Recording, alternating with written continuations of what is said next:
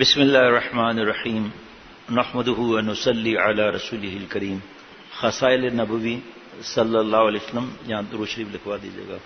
اردو ترجمہ اور شرح شمائل ترمذی صفحہ 307. حضرت شیخ الحدیث مع زکریا صاحب رحمۃ اللہ علیہ کی کتاب.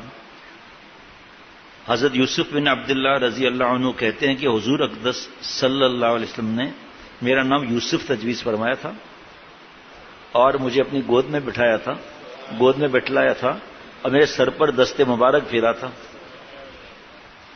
ہاں جی، دوبارہ پڑھنا ہے نا. یوسف بن عبداللہ کہتے ہیں کہ حضرت حضور اقدس صلی اللہ علیہ وسلم نے میرا نام یوسف تجویز فرمایا تھا اور مجھے اپنی گود میں بٹھلایا تھا اور میرے سر پر دست مبارک پھیرا تھا.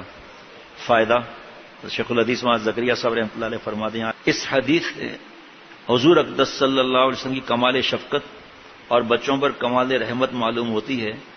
نیز تواضع کا کمال یہی ہے کہ ایسے کم عمر بچوں کو گود میں لینے سے اعراض اور ناگواری نہ فرماتے تھے.